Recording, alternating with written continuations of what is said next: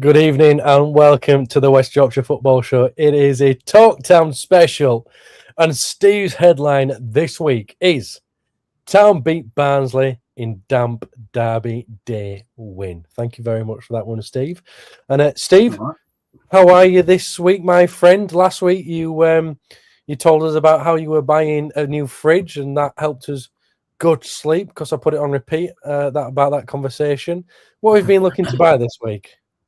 Well, we bought a bed now, so we can at least eat and now sleep. So yeah, so it's all good. It's all good. We also, what else did we buy? Bought some mugs so I can have a cup of tea as well. So yeah, so that's the update. So at least you can No listen kettle. back, rewind it. No, we've already got a kettle. We No, bought that weeks ago.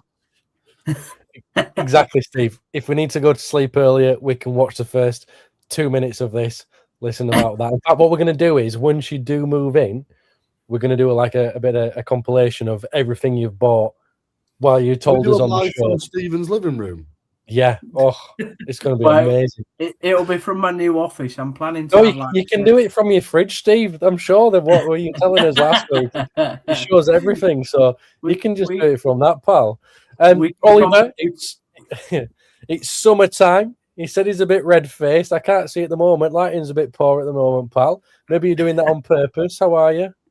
That's the case, yeah. I mean, I'm really well. It is summertime here, so I did listen in last week. I wasn't here, so I was enthralled by Stephen's new fridge and the fact that it's a smart fridge as well.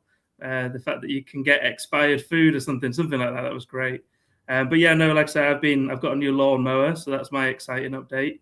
And I've been doing the lawn mowing, so that's why I'm a bit red-faced. But yeah, the lighting is conveniently poor at the moment, so you can't see it. So that's all good.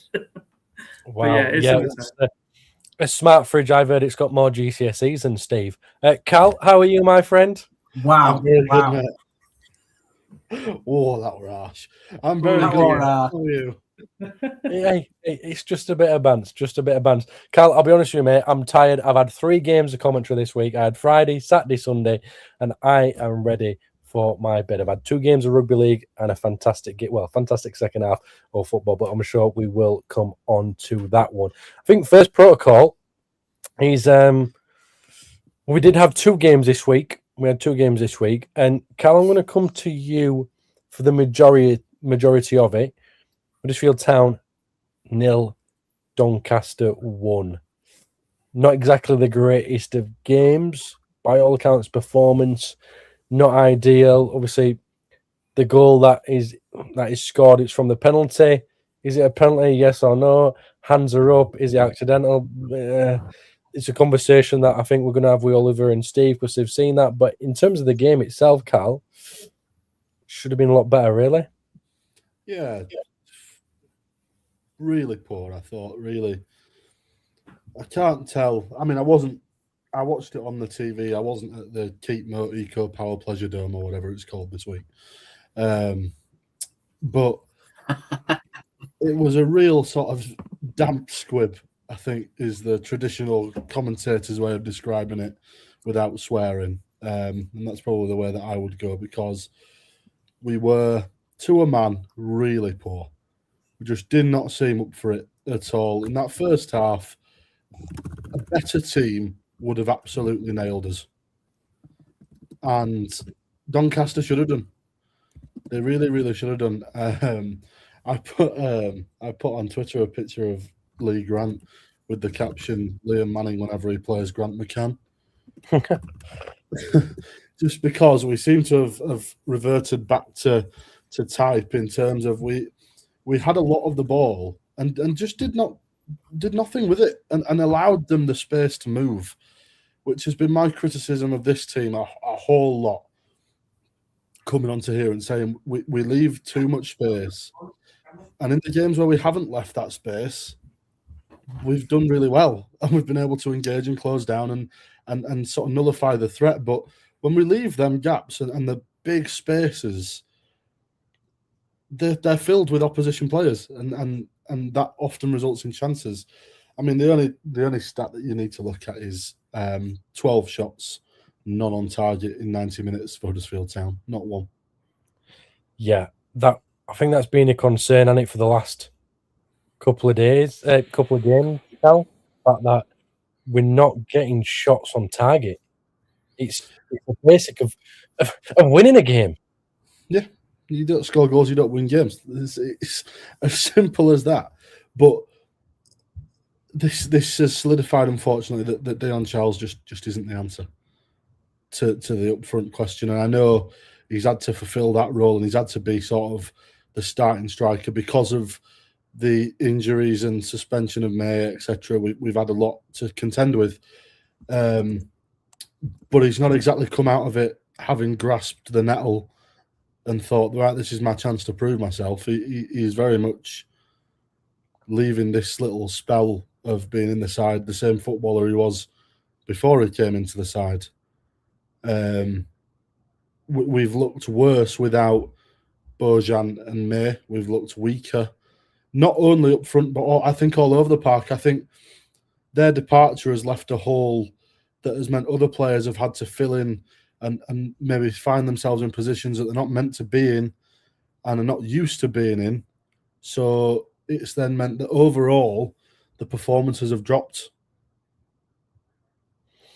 Yeah, and I mean, there's a big point that I'm going to touch on a little bit later on, and it's a bit of food for thought because, Cal, you've obviously mentioned about the spaces and things like that. So just hold on to that for us, and I might need you to come back to the Doncaster game at some point when we do come on to it. Steve, obviously you've seen the goal, the penalty that's conceded. Is the referee, does he make the right decision there? Yeah. Yeah, it is a handball. I mean, I don't know really what Ballymun was doing, to be honest. He sort of like tries to jump, but I mean, I know sometimes I try and defend players and go, well, where can he put his arms? But literally his arm is like, it's just in such an unnatural position there where the ball's hit it. It is a handball, and you can't have any sort of questions against it. And then obviously the person that steps up doesn't miss penalties and now hasn't done for the last 429 years of his career. So you knew it were going to go in. Yeah, and Oliver, any complaints from you about the penalty? Complaint? I mean, I watched the highlights and I agree with Steve. Yeah, it was a penalty at the end of the day. But and again with Cal, like Doncaster Rovers should be winning that game definitely. But anyway, it's no ifs and buts, is it really? Again, as Steve said in previous podcasts, it's the Carabao, not the Carabao, the who cares Cup, isn't it really? So that's the only consolation, isn't it? Because we should have beaten Doncaster. But anyway, we moved to the league, don't we? So. Well, that was the week before, Oliver. Obviously the league game against Doncaster, that was the one that we unfortunately lost out to as well. But hey ho, we move on. We move on to the weekend. We move on to another Yorkshire derby. A game where three of us were there. Oliver, you'll watch this one on TV. And I think, obviously, I mentioned it before the game in terms of my commentary. It was a case of, and bits and bats I do, there was a big decision to be made. There was a very, very big decision to be made. And it was made. Deon Charles was dropped, and Alpha May started after coming back from his suspension. Before we go through the team, something I should have already done, and I do apologise. Good evening, Terry, 9:30. We're all well, thank you. I hope you are too. Goodman yesterday deserved an Oscar for that. We'll come on to that. I think it's fair to say, though, protocol, if you've got a neck injury, you've got to make sure you're okay. And Dale Mellor's already put in a comment in as well, saying about, hope Liam Manning realised quicker than Lee Grant that we need two strikers up front to get more consistent results. Again, I think we're going to come on to that one a little bit later on, Dale, when we talk about shape and formation.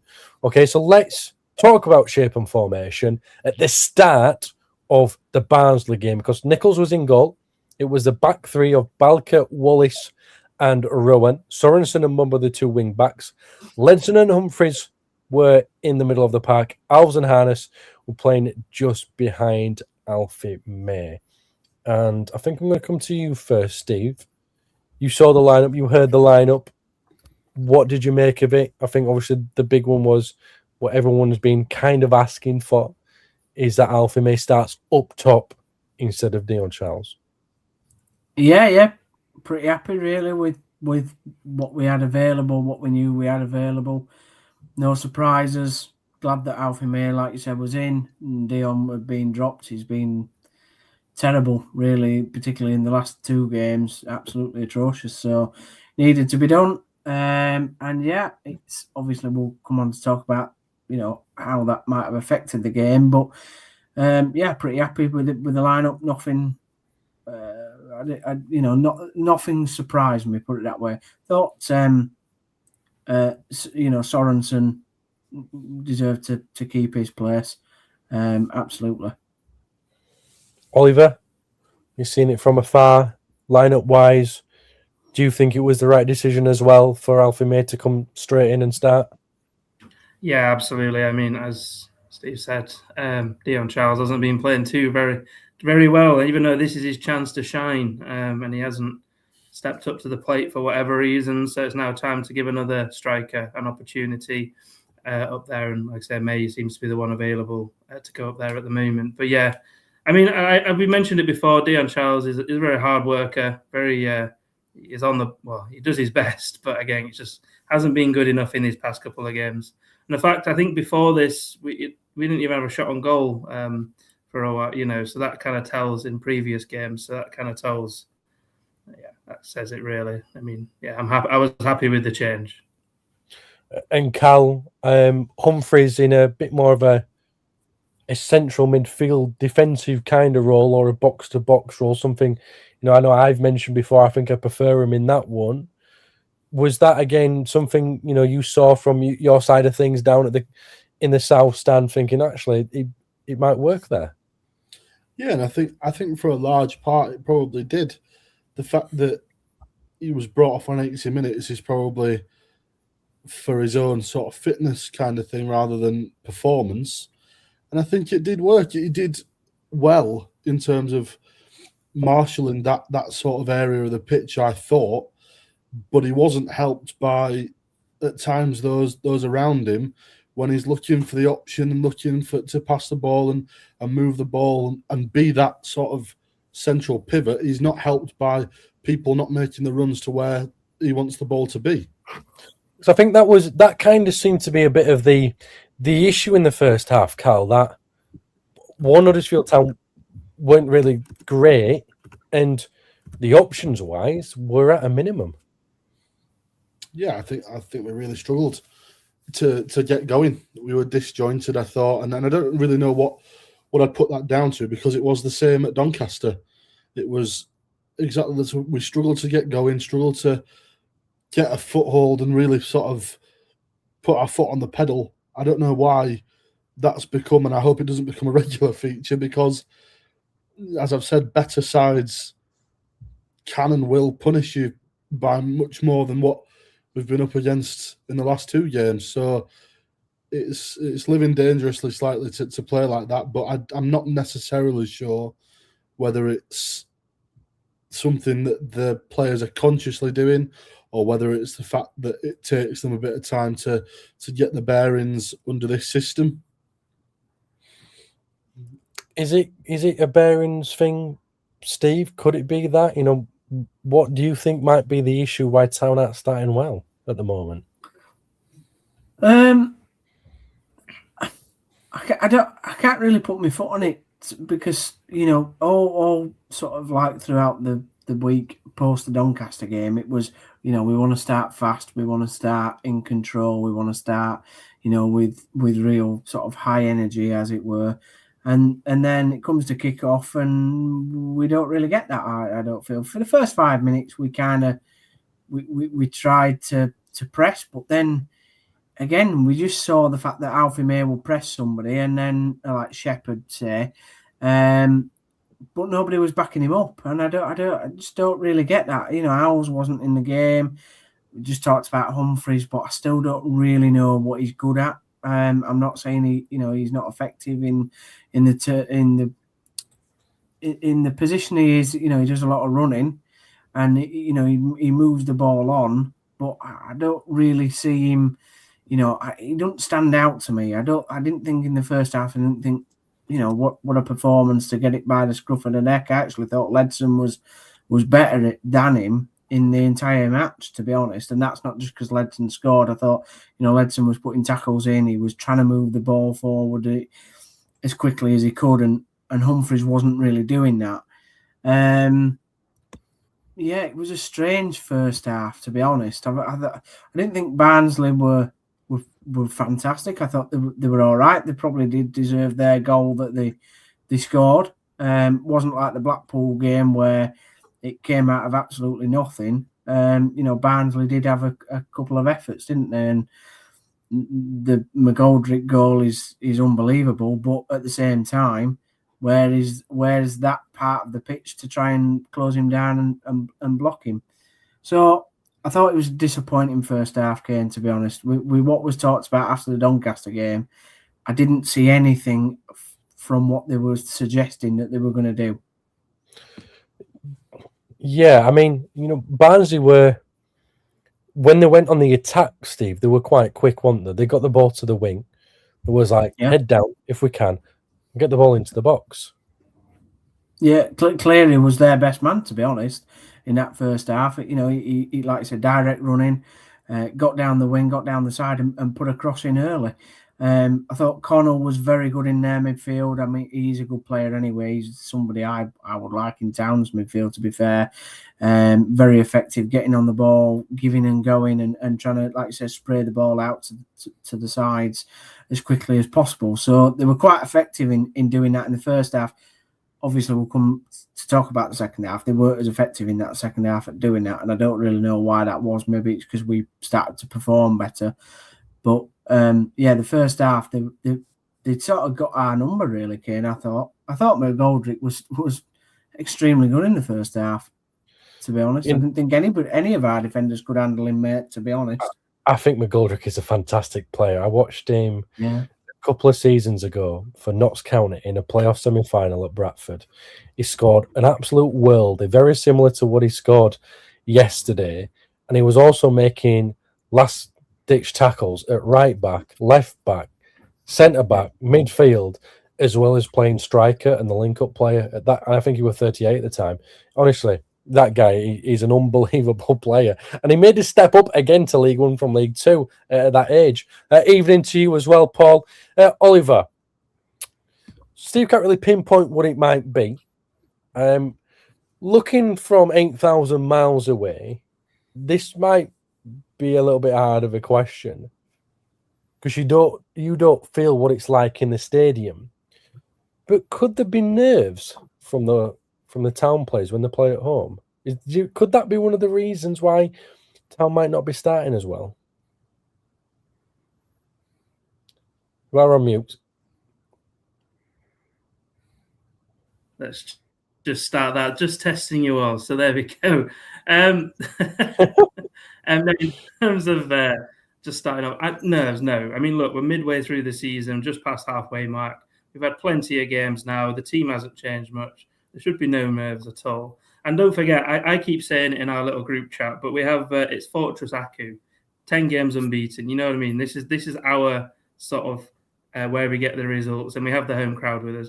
The one thing I will say, and I've mentioned it before in previous podcasts, obviously Manning, we won 3 games in a row because the managers at the time, the teams at the time, didn't know what a Liam Manning Huddersfield Town is.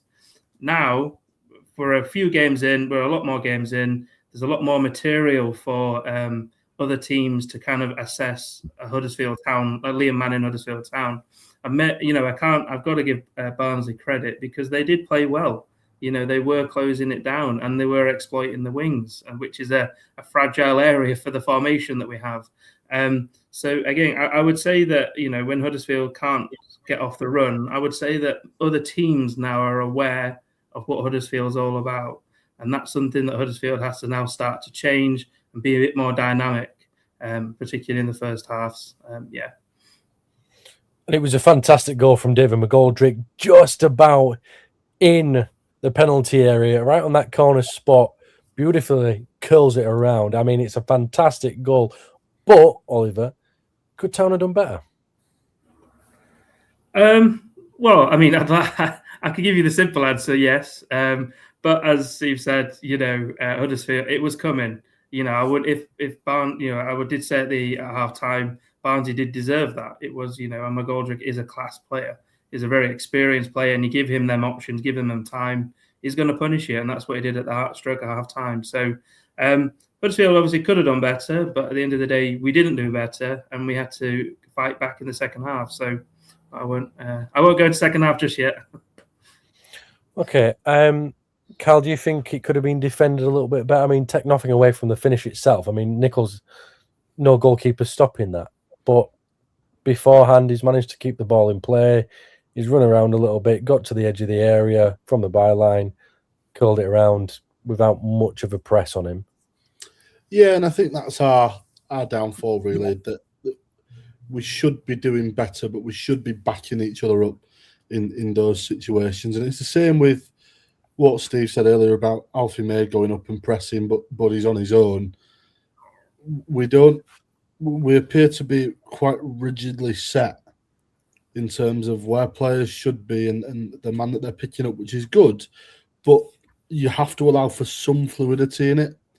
And I think it's hampering us somewhat in that we are struggling to press as a unit and move as a unit. And I think it allows someone like David McGoldrick, who, if you look back at highlight reels of David McGoldrick, has probably scored that goal about 50 times in his career, because he picks the ball up, has a look, see, right, he's there, there's a path there, and he picks it out, and you can see it's a really good goal. And I'd be waxing lyrical if a Town player had scored that. I absolutely would be. On the other end of it, I'm furious at the defending, but you've got to sort of admire it in terms of, yes, we can do better, and yes, we should defend it better from the moment he keeps the ball in play. However, a moment of individual brilliance, I'd say. Absolutely fantastic. Paul says defending was poor for the goal, but proper goal it was. A bonza. And then a little bit later, he had another chance. He was in the area, danced about a bit, looked up, pass went on, thought he'd have a shot. It seemed a little bit easy. Something needed to change at halftime. And, we mentioned the starting lineup. And Steve, there was just a very, very simple thing that I thought to change at halftime, and a lot of other people within the press area thought there should have been another change as well, potentially before the game. And eventually, we've had a change of shape. We've had a change of formation. Ready for the second half. Town went 4-2-3-1. And personally, I thought that was the best way to set out for that game and give Town any kind of hope. And Steve, it did. Yeah, it certainly did, especially when we brought Hardy and Ashier on, which I would have brought on at half-time. I would have taken off Alves. I didn't think he did all right. He probably was the best player in the first half in a sense, but I would have made the changes at half-time, and like I said, with the formation change, it really did work, and Barnsley were less effective because we started playing quicker passes, more forward passes. We were better with that on the ball, and in a better formation of shape. I think I've always agreed with you, but 4-2-3-1 is a system I really like. I think it's a system that adds a certain amount of flexibility to your shape. It means that you can press in certain areas. You've got certain protections in other areas. So for me, that is the formation I really love. But yeah, it certainly made a difference, mate. Definitely. It made a difference because, Carl, we talk about earlier, you mentioned about an outlet, including the Doncaster game as well. And you mentioned Humphreys earlier, or it's been mentioned, it's like, we're looking for a pass.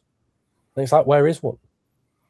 Well, you change that kind of shape, your outlet becomes both wings, a striker, a 10, another midfielder, fullback, centre half, whereas beforehand, it's you don't have a winger and you don't have a fullback because you don't know where they're going to be.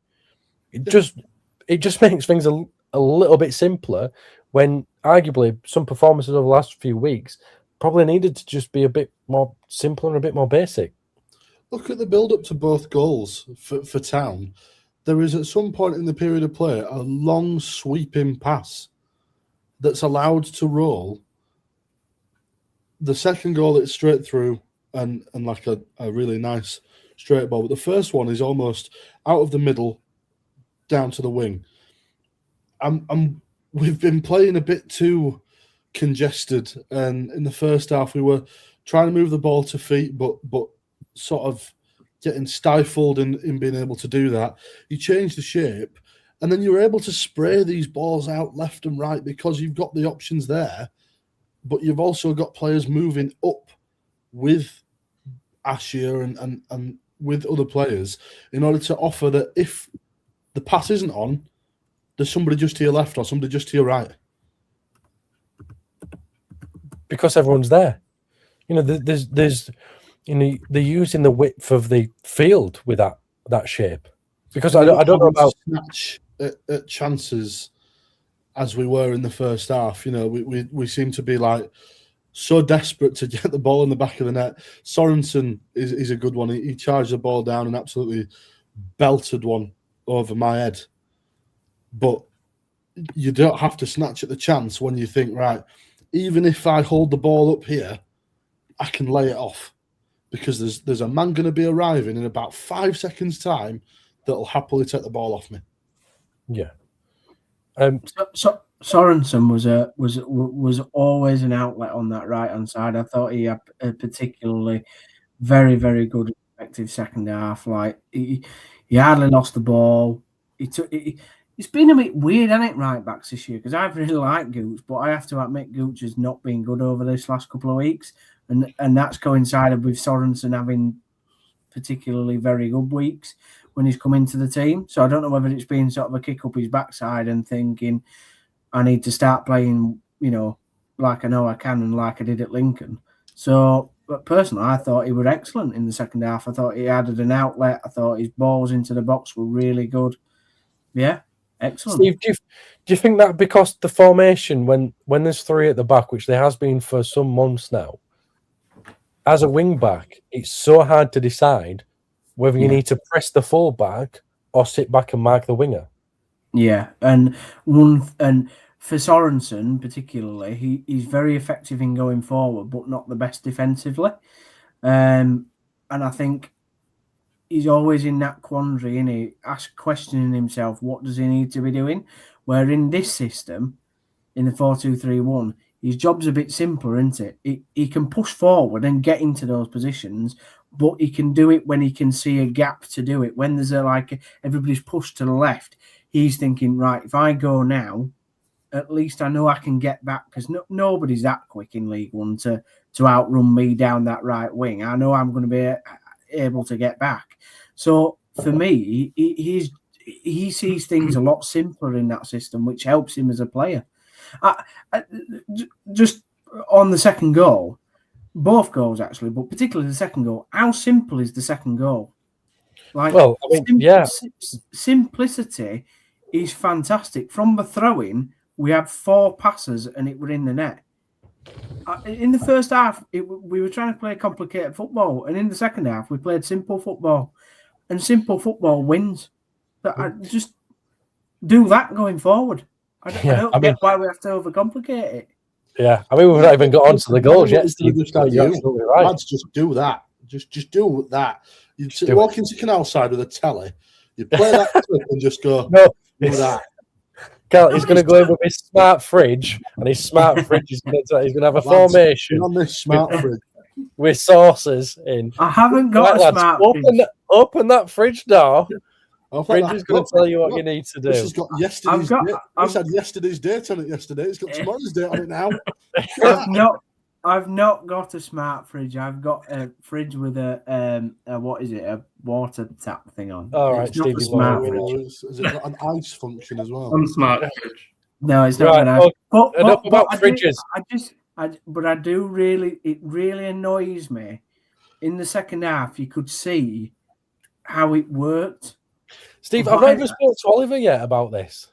No, it's fine. No. I totally agree. No, generally, this is a strange podcast because I totally agree with what Steve's saying. The only thing I would add, though, is that it seemed like Barnsley.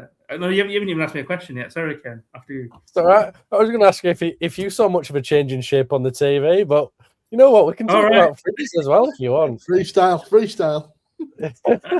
No, I was just going to mention. I agree with Steve. But it seemed like Barnsley, again, it seemed like they wanted to sit back and get the result and then allowed Huddersfield to play. I mean, obviously the formation worked and Manning must have spotted something, him and his team, to be able to make that change, which is what our previous manager didn't really do as much, or to change the formation. But at least we had Manning that had that was able to do that. And then Barnsley, I don't know, they just seemed to sit back and sort of try and grind that result out, you know. That's what I could see anyway. But yeah, right. Let me just come up with a couple of comments here. Barnsley couldn't touch us in the second. Couldn't live with us in the second half, says Paul. I'm going to come to you, everyone, about Kamashi very, very soon. James is flexi 4-4-2 for him all day. Sorensen had a great game at right back yesterday. Dave Brookhouse already also mentioned Sorensen. James, I've seen yours about Kasumu too. We'll come on to them. Oliver, you mentioned that Barnsley couldn't really cope with us or didn't change things in the second half. Could that not be down to because the press was better? Because, I personally in the first half, I thought the three attackers or the striker and the two number 10s and the midfield, there was a massive gap. There was a massive gap between them. Cal, it might be hard for you to see where you sit, but that really hinders any kind of press. So the change of formation, there's a plug in every single bit of the field there. So you can always make sure that when someone gets the ball in between a line, there's a next man there. So you kind of nullify Barnsley. No, I completely agree. But I mean, looking at it as well, it looked like, as you say, Barnsley were happy to, again, soak up that pressure, use the defensive line and try and grind out that 1-0. But, you know, as you say, the formation managed to expose them and except 4 passes from the throw-in. I mean, that's not bad going, is it, in terms of its counter play? And again, you got to give credit to half-time as well. Like, you know, the team's a different team, a lot of better pressure in terms of a lot more lively team. Maybe it was the formation, but I just got the impression that Barnsley did want to, rather than go and take a 2 or a 3-0, they were happy to more sit back. And it was worked to Huddersfield's advantage, so it was all good. So half-time team talk came out, different team. I'm guessing you mean Ledson stepped up there, Paul. Steve, I'm going to come back to you. Obviously, the captain, goal of the month as expected, by the way, after that fantastic finish the other week. Makes a great third-man run into the area. Lovely cross from Mumba. I'm going to touch on it again. Does Ledson get in that position in the formation that Town played in the first half? No, he doesn't. No. So why is he allowed to get in that position in the second half in that formation? Probably because he's been able to. We've probably let him have a bit more freedom than just staying on the toes of Murray Wallace and Rodinho Bolka. And he's probably made his own decision on the pitch to do that. Get forward. He's seen an opportunity and taken it well. It's a really good header. I think since Manning's come in, I gave Ledson a load of crap, before. We're aware of that. Yeah, I know. Yeah, go back and watch the previous 17 episodes this season, and you'll see how much crap I gave Ryan Ledson. However, since Manning has come in, he's been one of the better performers. Absolutely. So yeah, credit to the lad. It's good to see. It's what we needed. That's in those type of games. You need your captain to step up and say, you know what, we're not going to just lay down and die and lose 1-0. We're going to have a bit of fight here and show what we're about. Paul says he plays with a bit more freedom. He's a better player, hands down, at the moment. Cal, that first goal, obviously there were a change just before it as well. Did you just feel as if in the second half as a whole, and then talk to me about the goal as well, it just seemed a little bit different? I mean, obviously we've spoke about shape and formation, but everything else were they were a bit more there, weren't they? They were a bit more tempo. Yeah, I think I do think that the shape and the formation allows then the players to raise the tempo, and it's always the question for me of why didn't we just do this from the start? Why have we wasted 45 minutes in a system that's evidently not working when we've got the ability to change it and play like this? And maybe we need to have a 45 minutes like that in order for the system change to be as effective. I'm not sure the psychology behind it, but for me, it's frustrating as much as it is satisfying to watch the second half, because we've had to sit through 45 minutes of dross in order to be able to get to the good bit. But ultimately happy that we were able to, we now have the ability to have a second gear and ability to shift formations and tactics and bring something else, because this side has been guilty of being one-dimensional far too many times this season and last season. That was the main hang-up, I think, of Michael Duff and to a certain extent Lee Grant, that they were too one-dimensional, that they were determined to play one sort of system, and when it didn't work, we didn't have anything else. Whereas now I think what we're seeing is, we'll try this. If it doesn't work, we can revert to a different system that might give you a bit more room, and then you raise the tempo. And as soon as you start to win some of those duels and the passes that you play and start to connect and you build that momentum, the goal's always going to come, especially at home. I don't know how everybody else sees it apart from you, Cal, but I am going to stick with you anyway, because you're part of it. When that first goal went in, there just seemed to be a bit of belief, and the cow said loyal. You guys started making noise again. Was that subconsciously going, oh, we feel a little bit better about things now? We feel as if the shape looks get better. We've scored a goal. We're in it. It's a West versus South Yorkshire derby. We might have a game on our hands. That was the atmosphere that was coming through to me. Yeah, 100%. I think we feed off what's happening on the pitch, and it's not even necessarily the goal, but it's the way that we were playing in the lead up to the goal as well that made you think, right, if we get one back, we can go on and win this, playing the way that we were playing.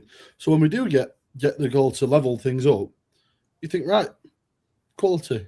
Let's keep our foot on the pedal and do everything that we can to help get the players over the line in the end. And that's what that is, I think, because it is Town Barnsley is always a good game, whether we're on the winning side or the losing side, home or away. Town Barnsley is always a great game, and we've had some crackers in the past. That might not go down as a classic, but we got the job done. And Oliver, it did seem as if after Town got that first goal, a second one was going to come. It was always going to come some way or another. And Goodman even tried to help Town at one point by palming the ball onto his own head to go behind him and off the face of somebody else and out. But it did seem as if Town had all the momentum in that second half, especially after the first goal.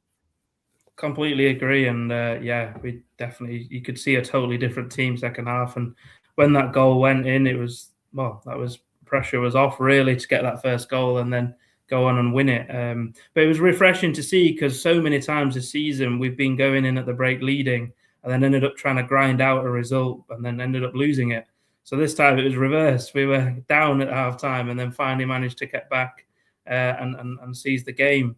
And again, against Barnsley, it's a historic rivalry, isn't it? It was spanning 115 years or something stupid. So you know what I mean? It's good. It was a good game, and like I say, you could always feel the momentum was coming to Huddersfield. Like I say, when that goal went off, the pressure was relieved a little bit, and then you could see when Cam Asher came on. Anyway, I'm sure we'll talk about it in a minute. But no, I'm going to stick with you because Paul mentioned Cam Asher again, guys. What a talent! He comes on, Oliver, and he sets up Ryan Hardy for his first goal. You know, I said to Steve earlier about Barnsley getting to be kind of direct. They get the ball forward. Then when they get to the winger, they're down the line. They get the ball into the box. That's exactly what Cam Asher did when he came on. Absolutely. I've said this in other podcasts. I'm a huge fan of Cam Asher. He's a young, fast talent, like I say, and he'll do really, really well in a Huddersfield Town shirt. And like I say, yesterday, just proved it in how he performed. And like I say, that's what we needed to get the balls into the box. And like I say, Hardy is not fully fit yet, but what a talent as well. So he was able to finish it off. But yeah, I'm a really big fan of Cam Asher, definitely. And we've got a good talent there. Yeah, and Hardy does superbly well to get his toe on it. And again, Goodman probably should have done better, but we've seen what Owen Goodman's like. So did we expect that to go in the back of the net when it touches Ryan Hardy's toes? Well, like I say, he's an experienced player, Wrexham loanee or whatever. So he's doing quite well in the football. And like I say, it'd be good because he's got a point to prove. Definitely, he'll be wanting to score as many goals as possible because Wrexham could be going into the Premier League, so he'll have to claim his face in there. So he'll have to be doing really well for us. And Huddersfield need a striker, as we've mentioned, or someone to fill that role as well. So it's a win-win situation for us both. And like I say, what a strike! I would say it was a good goal there. Yeah, and Steve, it was just that bit of rawness of Asher that probably made him put that ball into the area, because I think at times we've seen a bit of a greedy Asher over the last few weeks, but that was a pure team effort, and you could see that in the reaction of Ryan Hardy when the ball was put in from Asher. After he scored, he celebrates and he goes up to him as a big hug, and it's like that's exactly what we wanted. Yeah, he's a 19-year-old kid or whatever, isn't he? He's not going to get it right all the time, and there's still a bit of doubt whether he's a 90-minute player, but by God, he's effective when he comes on, 100%. I mean, he's my type of winger, if I'm honest. He's sort of like a lad that he don't mind the physical side either, does he? You see him going into tackles and you see him, muscling up against defenders, and he's all right with a bit of argy-bargy and all that. And I like that. I think it's really good to see from a young player. He's got pace. He's got a trick. Obviously, we know he's got his Josh Koroma-esque sort of finish. I said it. I think it was last week. I said it. He'll be a better player than Josh Koroma. He will be, because you saw it in the last couple of minutes in the game yesterday. He's absolutely running back to do his defensive duties, to not let Barnsley get a cross in. Okay, sometimes, like I said, he doesn't get it all right, and he won't. And that's all a learning experience, like getting that cross in, like you've said, the rawness of it, and we need to not coach that out of it. One of the things at Town that we're very good at doing is coaching individuality out of players at Town. And we don't need to do that. So yeah, he's somebody I really like, Kane. And Cal, just on the goal as well, Hardy does superbly well. He gets in front of his defender. He knows where the net is. There's still an angle on it, but it's about being strong to hold off your man. And I think, arguably, and I've seen some of the comments in here, which we're going to go through in a moment, he was making some fantastic runs in behind, held the ball up when he needed to. He was chasing the lost ball. And arguably, with that kind of performance, even though it was only a short one, probably a little bit longer than the medical staff would have wanted, he kind of got what he deserved. Yeah, definitely. You've got to be in the positions to make the chances and score the goals. And I think being able to get yourself in them positions, especially when you're not playing at maybe 100% of what you could be, one, allows Town fans to get excited and think, well, Christ, what's he going to be like when he is at 100%? But also, I think it shows a real strength, like we've said, not only in terms of physical strength, but being able to maintain that and keep that up and keep making yourself available for those cuts across and those balls into the box. And I think if we've got who we think we've got, it could be a real good outlet for Town.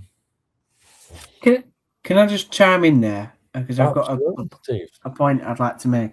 So one of the things that we've seen over the last couple of games with Dion Charles being up front is that because he's not a big man striker, and neither is Alfie May, they don't have the ability to suck the defenders into like a physical battle. So what you saw when Ryan Hardy came on is the two defenders that were Shepherd and forget the other lad's name, but they both concentrated on Ryan Hardy. They were both like, I think in the system that we played in the second half, 4-2-3-1, a perfect person to be up top is a big man like a Bojan or a Ryan Hardy, like just a big striker. And it takes so much away from the other players that Town have. So that's why Harness got a bit more space. That's why Ashier got space when he came on. Because overthinking about it is, where's Ryan Hardy? We need to outmuscle Ryan Hardy. It creates chaos in the defense, in the opposition's defense.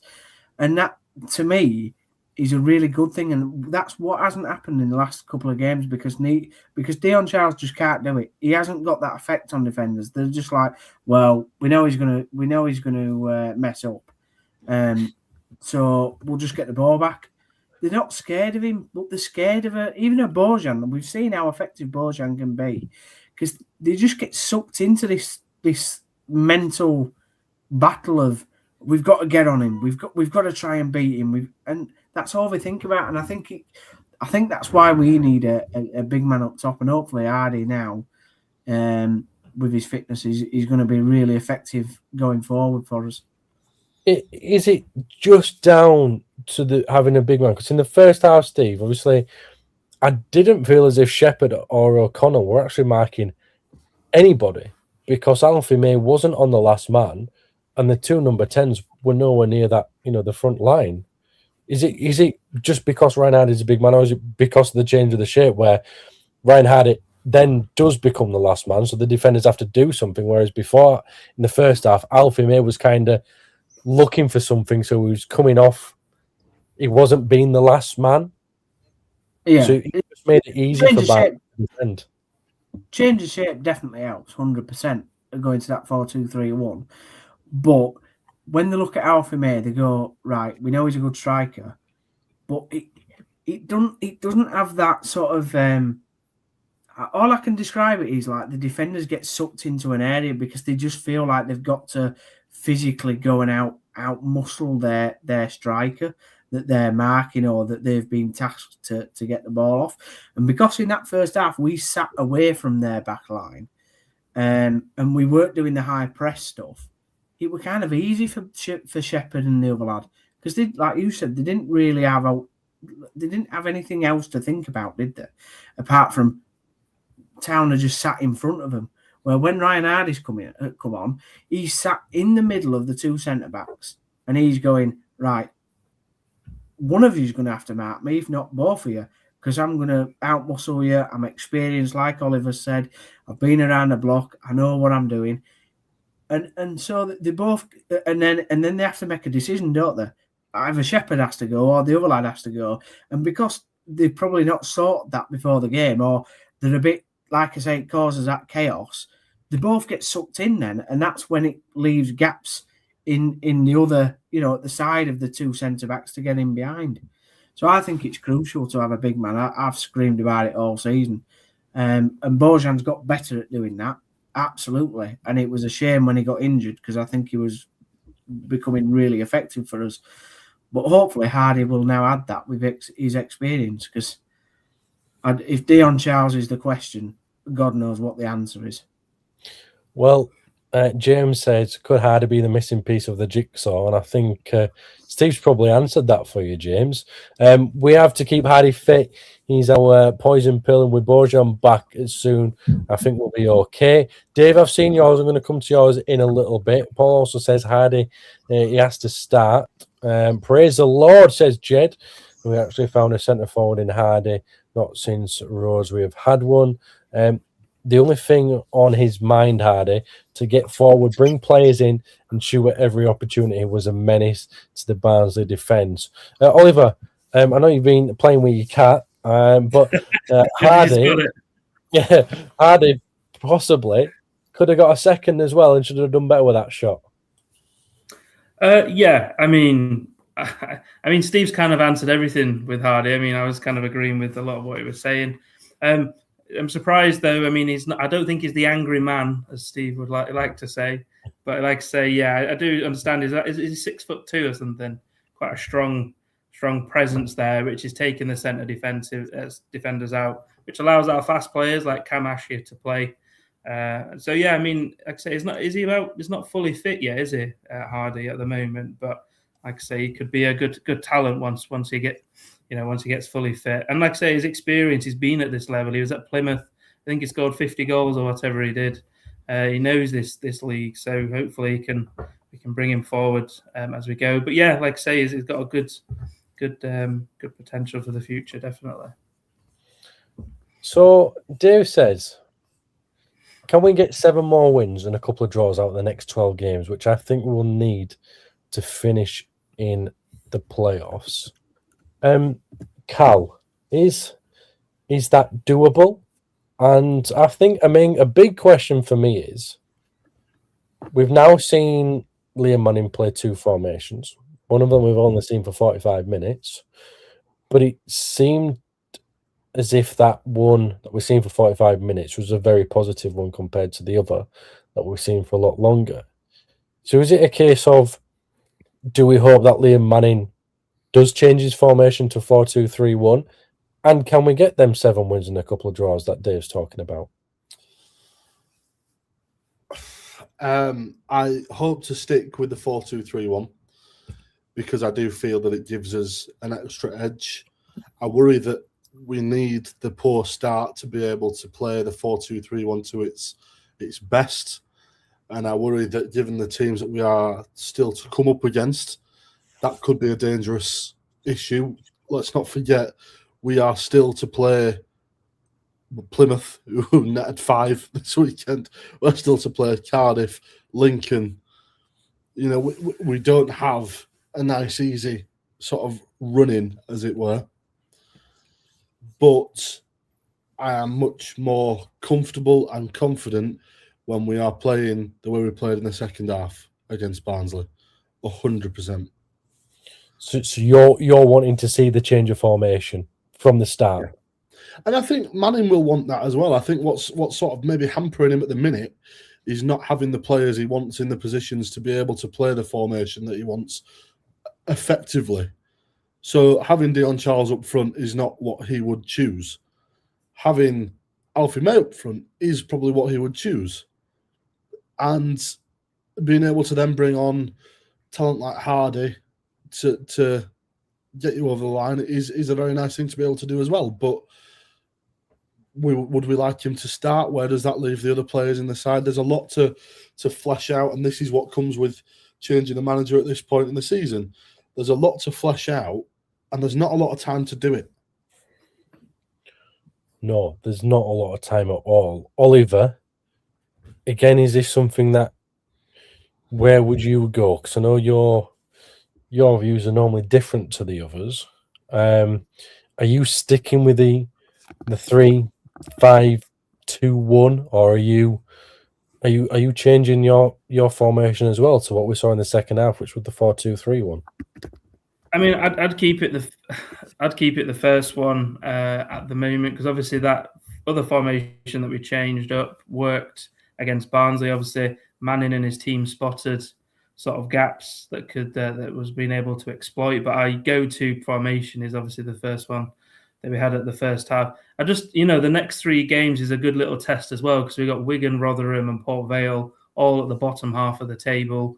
So it's a good opportunity to practice or to test this out. And then we got Lincoln, who are on absolute fire at the moment. I think they're their only unbeaten team in the Football League this year. So, I mean, and in terms of our running, and I mentioned, Carl mentioned that we've got a sort of a difficult running. But we've only got 3 of the teams left in the playoff area: Cardiff, Bolton, and Lincoln. So we've got a good potential on the run it to the end of the season. But yeah, the next 3 games is going to be quite testing because we've got Port Vale. I remember watching them. Let's see if they've improved. Rotherham as well. They're down there fighting. And next is Wigan Athletic as well. So Wigan are sort of like a difficult team to call, but them 3 games should be they are, Oliver. But are you sticking with the first formation, or are you changing it? As much as we're saying, I'm keeping it. Yeah, no, you're sticking with the 3 at the back. Yeah, because it's worked for other teams. That's what I'm suggesting. But the fact that Manning has a plan B, was able to change his formation at the half time to exploit the gaps. Oh, there you go, nice. Exploit them gaps in for Barnsley. There's no point in changing another formation that we have not used to. You know what I mean? Because at the moment we've started with that 3 at the back for every game with Manning and Lee Grant before. And like I say, the fact that Manning was able to change it at half time was a call that he worked, and he gets paid a lot of money to make that call.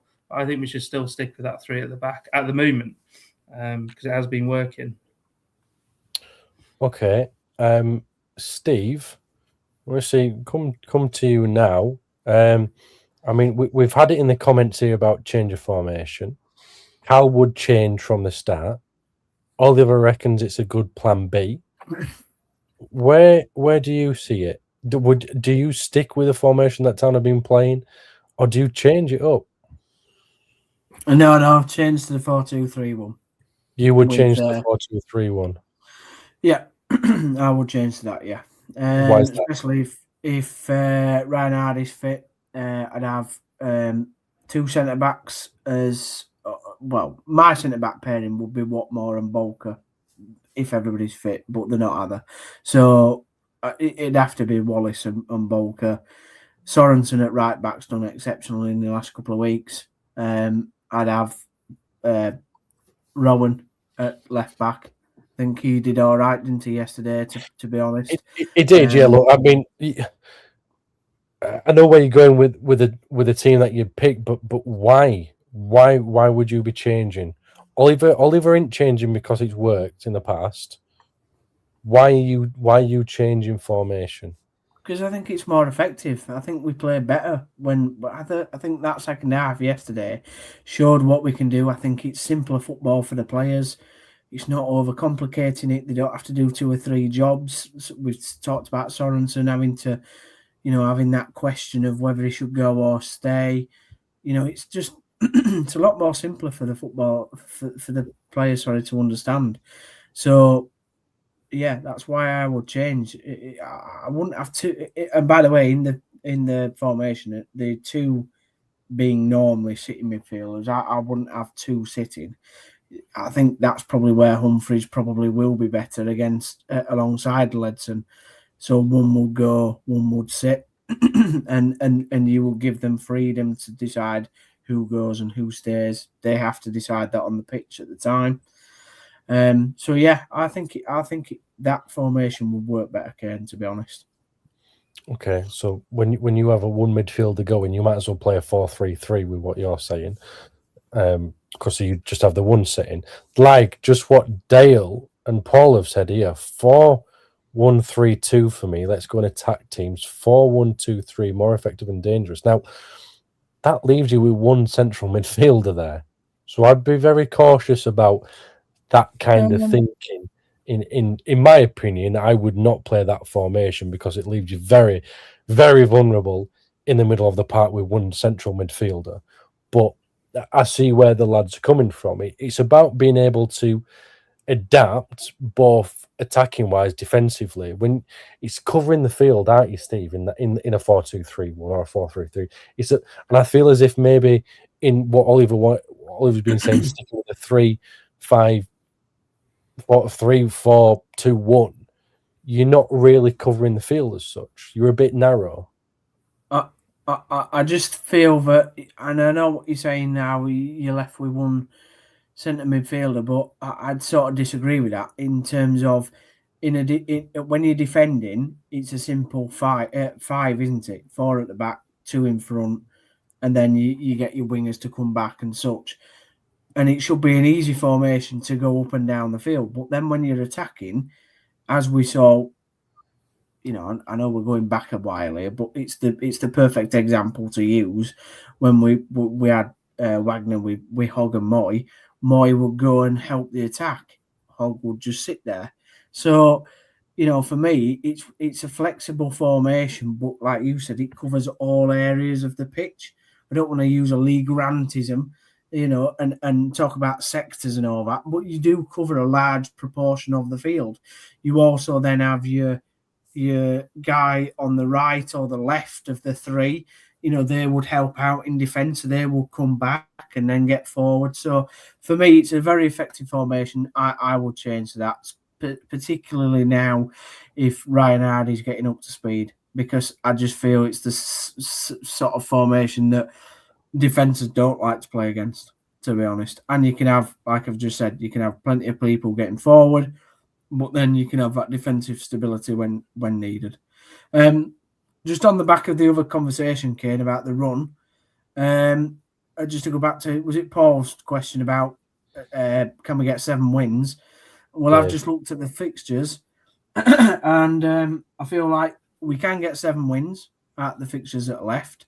I think we'll get 2 draws and the rest will be losses. The losses will come at Plymouth, against Lincoln, and against Cardiff. The draws will be at Wycombe. Draws will be against Wycombe, and I forgot the other team. And the rest will should be wins. You have to look at it. Bolton, was the other draw. The teams that we should be beating, if we want to get in the playoffs, as Oliver said, are all sat in the bottom half of the table and are not particularly on good form at the moment. Now, the last 2 of those games are against Mansfield and Wimbledon on the final day, and obviously things can change. They might be battling to stay up, scrapping for every point that they need. But if Town want to get in the playoffs, they need to win them 7 games, I believe. Cal, anything from you on top of Oliver and Steve's comments about the formation? Just to build on that last bit from Steve there, that we have to cut out this losing to teams that we should be dispatching. We have to cut out dropping points to teams, unfortunately, and this sounds massively disrespectful and hugely entitled. And I know that Cal, Steve calls most people crap.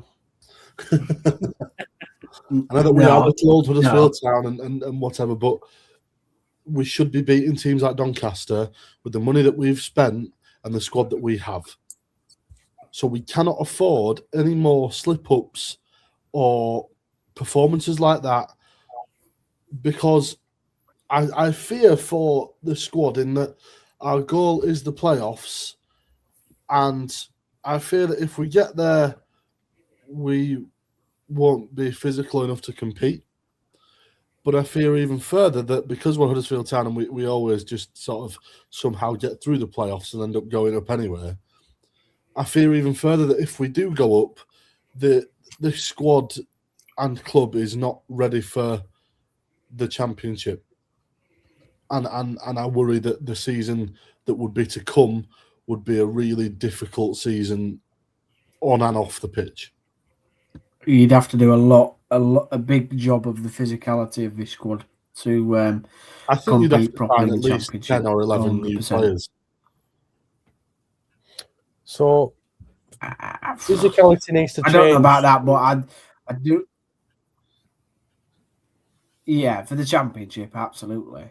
I think it's slightly different in League One. I think you can get away with, like yesterday. Yesterday wasn't a physical battle, even though it was a Yorkshire derby. I didn't feel it was a, But when you go up to the Championship and you're playing against your Blackburns and your Prestons and your Millwalls and you're having to go to these sort of places, we know, don't we? We've got to muscle up and you've got to be physical. The Championship is absolutely relentless physicality-wise. This squad hasn't got it. It's not got it. So that would need to improve. I mean, it's lovely thoughts thinking about what's going to happen in the Championship, but we've got Wigan on Saturday. Haven't we, Oliver? That's exactly. I was thinking that. I mean, like I say, good. Nice to think about the Championship, but we're nowhere near at the moment. For the record, Phil, I should say I do not believe we're going to get there. Just right. I need to say for the record. We will if we get to 81 points. We will. But we're still. But in my head, we're battling for it anyway, so we could get there. Then that's probably the word. We could. There is a good chance to get there. No, in terms of like I say, Wigan. We seem to have a few good battles against Wigan Athletic, don't we? Like I say, their talisman Joe Taylor won't be playing, will he? So we could have a good potential to win there. But maybe it's too early to talk about Championship just yet. And who knows, things could change in the summer anyway. So for this year, but we'll see if we're a Championship team at the end of the season. I don't think anybody's saying that we're going up, by the way. I think we're just hypothetically talking about how this squad would need to change. Only because that's the mantra that's been chanted around the squad from the ownership and management that promotion is the goal. Yeah. Sure. Yeah. I mean, it's all right. Like I said, if we finish on 81 points, we are going up because we'll go through the playoffs, not score a goal like we previously have done in the last 4 times we've got promoted, where we finished the regular season on 81 points, got to the final, drew 0-0, got to penalties, won a penalty shootout, and Town fans have been sat on the east side of Wembley. So, yeah, it's all good. I love it when a plan comes together. Ironically, Downsy, we've signed Championship players. Paul's saying we need some consistency now to keep for the playoffs. Every game is a cup final. Thank God Taylor not playing. He was nailed on to score against us if he was able. So, be interesting to see what Wigan do on Saturday. They don't have Taylor. Also had a couple of players sent off yesterday. Town to win 2-0, says Terry at 9:30. That's our first prediction. Look, guys, I don't want to spend all night talking about what could be and what might be for the rest of the season. I think what our main thing and what we spoke about tonight, and by the way, get your predictions in, please. We're going to go through them very shortly. Is that there's been a change of formation and a shape, which I think most people have been asking for by Oliver. That a lot of people now want to see, and it's whether we're going to see it on Saturday, Steve. That's a real question, and again, that'll come with, what the manager wants to do, what's his mentality. Does he believe in the adaptation of being a head coach and going with new styles to get the best out of the team? A short answer to that question is no, we won't see a difference on Saturday. He'll start with the same formation he has for the previous 5 games or however long he's been in charge. So, no, we won't see it until we're 1-0 down at our time and he reverts back. So, yeah. I don't think we'll see a formation change at the start of the Wigan match. No, Cal? No, I think we're in a position where you may see a bit of a tweak and a change, but the result at the end, I think, will be more what Wigan do rather than what we change in the build-up, because I think we are pretty set in that we will start similarly to how we started against Barnsley and sort of hope that we can catch them on the back foot and get an early goal. But if that then doesn't work, we will reserve the 4-2-3-1 for the emergency break glass scenario. Okay, got a couple of predictions in, so I'm going to go through them. The Patriot, it says Town win 3-0. Wigan 1, Town 2, says Dale. Paul says, I think we'll be 2-0 win if we play the formation we played in the second half Saturday, but I agree with Steve. We'll go, if we go behind, he will change it again. And obviously, we got Terry 9:30 saying 2-0 Town win on Saturday. So lots of positivity. And I'm sure, Oliver, you're going to keep with the positivity, aren't you, my friend? Yeah, absolutely. I mean, I think it's, as I mentioned, I can't see any goal threat from Wigan. Joe Taylor won't be playing. There's obviously a loanee for Huddersfield. He's been doing really well at the moment. So I don't know. I can see quite a positive result on Saturday, but never say never. So what's your prediction then? Oh, is that what you asked? I'm going to go with a nice 3-0 victory. 3-0 victory. Okay. Cal? 3-0. Really? Sorry. I think it's going to be 2-1 Town. 2-1 Town. Steve, come on. Give me another positive one. I can't, Kane. Oh, Yeah. no. No, I can't. I've gone positive. What? No. My actual prediction is 2-0 Wigan. Oh. I think we'll lose. We don't do well away from home. We haven't all season. It's one of them places where I've lost my head. I hope his fridge falls on him. It's one of them. It's one of them places I have historically not seen us do well at. Yeah. No, me neither. Actually, thinking about it, I have. I don't see us. Just don't see a win. I'm not. Yeah, not feeling it. Not feeling it. I just think we're too up and down. Nothing against Barnsley proved to me that we've got what it takes to go to an away ground and win. Well, thanks for bringing it down on the end of the show for us, Steve. There, we had a real positivity with all the positive predictions in. We had Oliver, we had Carl with positives, and Steve bringing us back down to reality. Do you know how hard I had to fight that just to lose? Yeah. I'm sorry. I am sorry, lads, but I was positive about us going to Doncaster and then we played crap. Somebody's forgetting late in May in 2017 when Natty Wells scored that winner at Wigan. No. I was there. I was also there when James Vaughan wore a mask, and they're the only two victories that I've seen us win at Wigan. I've seen us lose. Was it on New Year's Day where we went there and lost 3-1? It was horrific. Say the quiet bit out loud. Yeah. Okay, Steve. Right. Stop with your negativity. Stop it. I also saw Danny Carr play for us at Wigan. Anybody remembers him? Right. Okay. I think it's time to end. Thank you, everybody. Hope you have a wonderful week.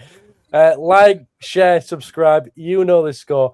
Thank you for your positivity in the chats and from Oliver and Cal. Steve, come on, brighten up for me. Brighten up. I need some positivity from you, my friend.